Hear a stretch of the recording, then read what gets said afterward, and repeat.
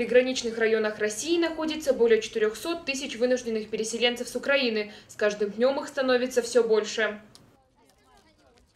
Беженцев приняли в Северной Осетии. В санатории Тамиск расселили около 100 человек. Сегодня для самых маленьких привезли настольные игры, мячи, бассейны и даже подготовили развлекательную программу.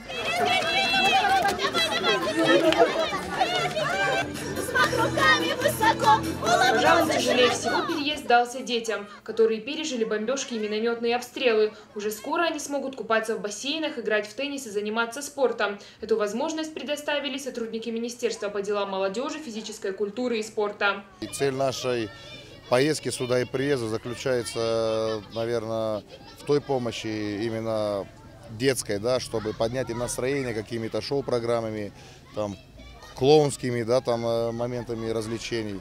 Для того, чтобы дети поскорее адаптировались к той непростой какой-то жизненной ситуации, с которой они столкнулись, да, в связи с этими неприятными моментами на Украине. И постараться поднять им настроение и дать как-то об этом забыться и понять, что помимо этого есть какие-то радостные моменты в жизни. Актуальным остается вопрос реабилитации детей. Психологи Центра социализации молодежи пообещали в течение недели заниматься с детьми по специально подготовленным программам.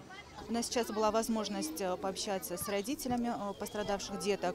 Мы пришли к выводу, что дети нуждаются в оказании психологической помощи. В течение недели наши психологи будут вести работу с этими детками. Это будет игровая форма, это будет тренинговая форма. Алексей Естипов приехал с Донецкой области только вчера. Свою жену с 3 детьми он отправил на безопасную территорию еще 2 недели назад. Ему пришлось вступить в ряды ополчения и учиться выживать во время обстрелов. Но когда батальоны Нацгвардии разрушили блокпосты, Алексей и другие защитники Донбасса направились к женам. По дороге попали в плен. Выбраться удалось только через 10 дней.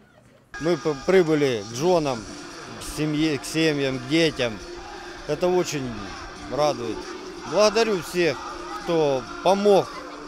Нашим женам помогает, поддерживает. Я не хочу, чтобы мои дети слышали взрывы и выстрелы, которые происходят, когда рушатся соседние дома. Это тяжело видеть. Это очень тяжело. Помочь вынужденным переселенцам стараются кто как может. В пункты сбора гуманитарной помощи люди приносят еду, одежду, средства гигиены. А сегодня к детишкам приехали и клоуны с развлекательной программой. Теперь в санатории Тамиск все чаще можно услышать детский смех и увидеть на лицах самых маленьких искренние улыбки. Ирина Дзабаева, Цамас Шипшев, Осетия ТВ.